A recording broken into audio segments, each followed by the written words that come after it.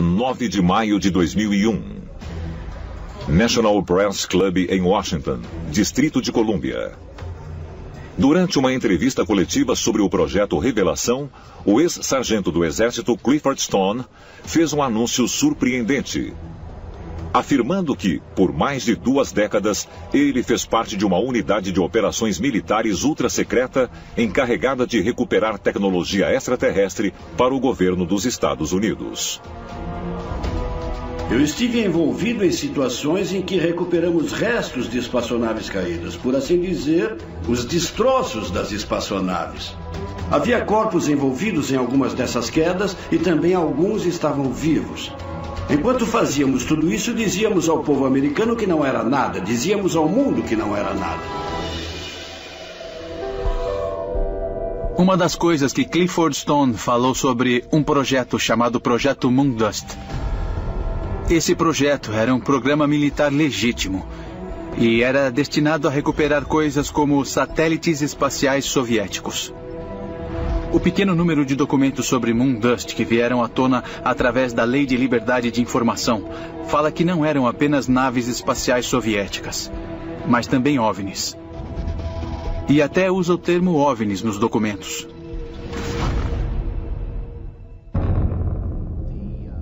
De acordo com Stone, ele foi o primeiro a responder a 12 quedas de OVNIs, mas só no dia seguinte à entrevista coletiva, durante uma sessão fechada com Stone e membros do Congresso, ele revelou algo ainda mais chocante sobre seus relatos em primeira mão com entidades alienígenas. E uma das coisas que o Sargento Stone falou foi sobre a natureza dos chamados extraterrestres Greys. Ele disse que havia anomalias biológicas muito estranhas neles, que os fazia parecer uma espécie de robôs biológicos. Eles pareciam ter muito poucos ou nenhum órgão no corpo, mas esses seres conseguiam caminhar, pensar e agir. O sargento Clifford Stone ficou tão comovido enquanto falava diante dos deputados que ele começou a chorar e acabou deixando o palco. O que prevemos para o futuro é uma autonomia supervisionada, em que o robô recebe instruções de alto nível e ele é autônomo bastante para interpretar essas instruções e realizar parte de sua missão. Se existem androides, alguma outra coisa com grande inteligência deve tê-los feito para que viessem trabalhar neste planeta. Mas enquanto alguns teóricos acreditam que os Greys poderiam ser robôs controlados de muito, muito longe por entidades alienígenas, outros sugerem que a verdade é ainda mais incrível. Falando de um tipo de encontro com algo que, segundo ele, poderia ser considerado um androide ou algum ser híbrido.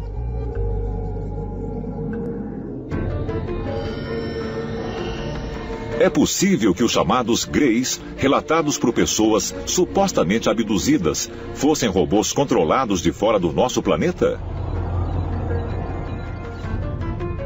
Em 2014, a revista online Motherboard publicou um artigo em que diversos filósofos e astrônomos especulavam que a forma de vida dominante no cosmo provavelmente eram os robôs superinteligentes.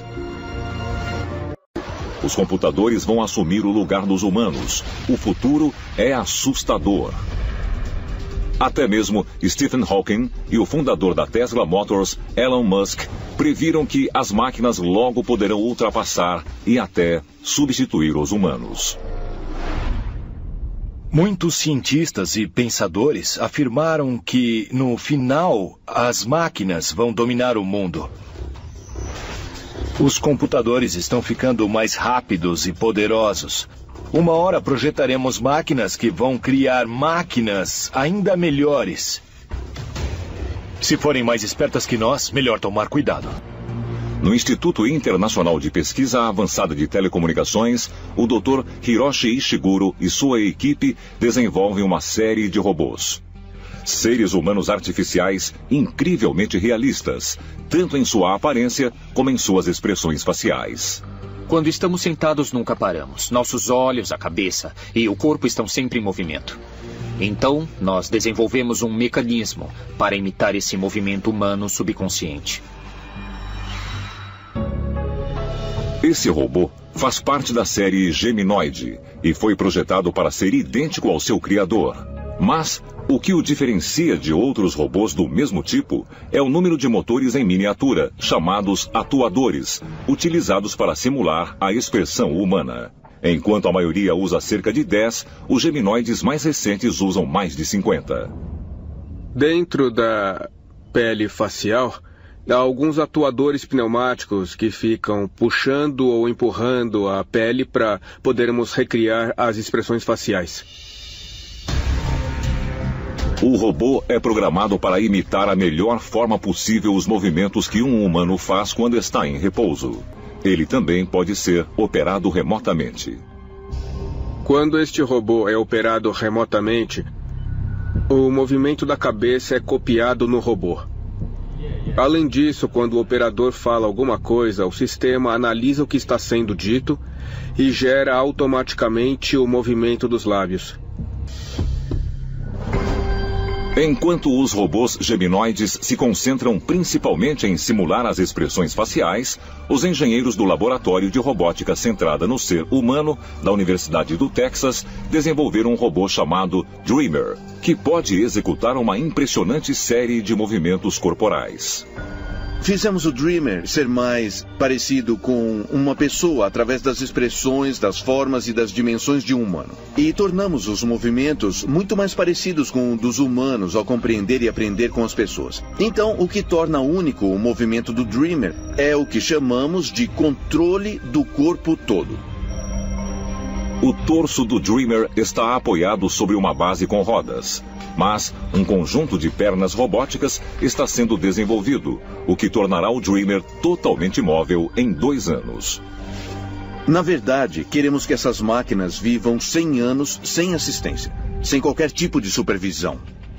Ao combinar as características realistas dos androides, como as desenvolvidas por Hiroshi Ishiguro, com a mobilidade de robôs, como o Dreamer, os cientistas acreditam que logo chegará uma época em que os seres humanos artificiais serão praticamente idênticos às pessoas reais. Nós vamos conseguir criar sistemas robóticos bem parecidos ao ser humano, a ponto de se tornarem quase indistintos, em movimento e na morfologia. As entidades que foram retratadas no filme Blade Runner, o caçador de androides, passavam por testes de Turing para tentar identificar os androides. Eu acho que, em princípio, poderíamos ter androides passando numa versão sofisticada do teste de Turing. Isso reforçaria a máquina a pensar reflexivamente sobre a própria consciência, o próprio passado, os próprios sentimentos. E eu acho que isso não é impossível de se fazer, e nesse caso, devemos considerar que são seres humanos. No século XXI, os robôs estão sendo programados para fazer tudo, de uma cirurgia a dirigir um carro. E os robôs humanoides rapidamente atingem um nível de sofisticação que acreditávamos existir apenas na ficção científica. Mas quais são as implicações da criação de robôs que são cada vez mais inteligentes e independentes?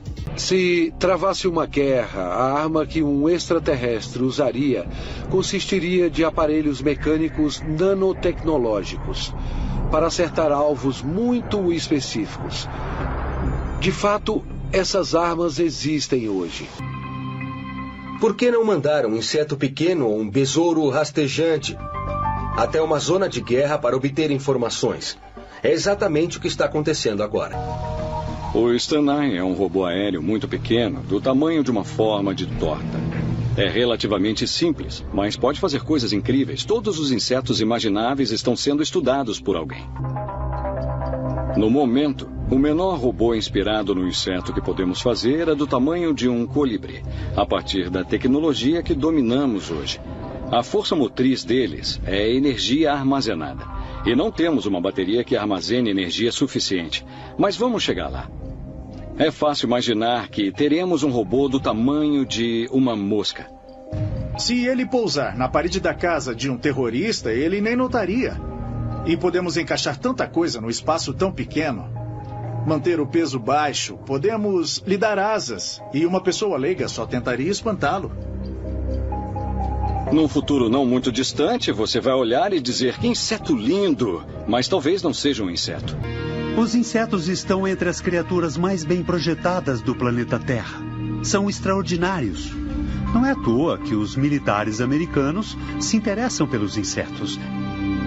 É completamente lógico. Mas, enquanto os cientistas convencionais discutem se os robôs estão destinados a dominar ou não a Terra, será que isso já não aconteceu antes? Talvez milhares de anos atrás? Ábidos, Egito. 11 quilômetros a oeste do Nilo.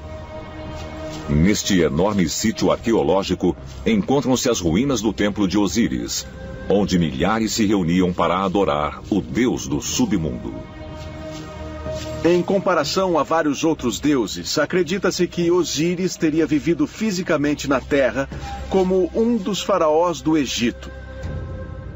Ele é muitas vezes representado com um disco alado do Sol. E embora muitos estudiosos tenham sugerido que isso nada mais é do que uma forma de adoração ao Sol, esse Sol, de acordo com a visão egípcia, também tinha asas e descia do céu. Então, na minha opinião, outra coisa que foi descrita, um evento extraterrestre que de fato ocorreu na vida real. A maioria dos deuses egípcios eram, na realidade, visitantes extraterrestres. Mas muitos se perguntam se Osíris era mesmo feito de carne e sangue. Uma das histórias mais famosas que estão ligadas a Osíris é a de que ele foi desmembrado pelo irmão invejoso Sete. Sete teve um acesso de fúria e despedaçou o corpo do irmão, rasgando-o em 14 pedaços que foram espalhados por todo o reino. Mas Ísis, a esposa leal, procurou por toda parte e encontrou os pedaços e reuniu todos eles. Ísis conseguiu ressuscitá-lo. Mas quando eu escuto uma história como essa, que um ser é desmembrado e então alguém reúne os pedaços e consegue milagrosamente ressuscitá-lo, eu tenho que fazer essa pergunta. É possível que Osíris não fosse uma entidade biológica, mas talvez algum tipo de máquina ou robô?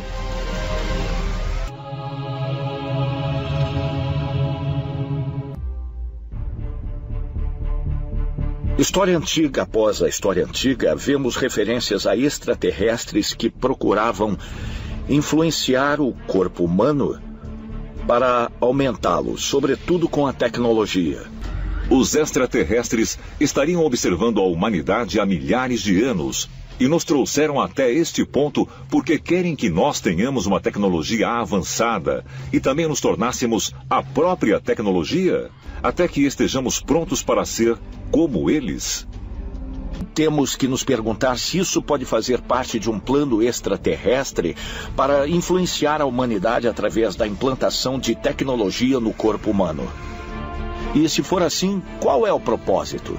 Serve para acelerar as nossas habilidades ou é um esforço para controlar a humanidade? Só o tempo dará uma resposta a essas perguntas.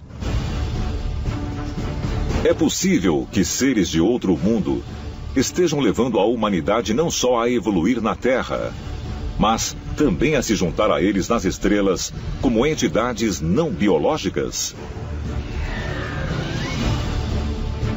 E a nossa dependência crescente de computadores, celulares, internet e até partes do corpo sintéticas poderiam integrar um vasto plano extraterrestre,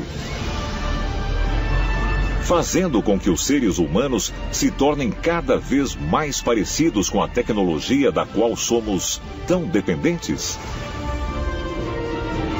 Talvez o destino da humanidade não seja ter um contato imediato com os antepassados, mas com os nossos eus do futuro. E quando esse dia chegar, os seres humanos, como conhecemos, talvez sejam considerados mais do que sistemas operacionais obsoletos.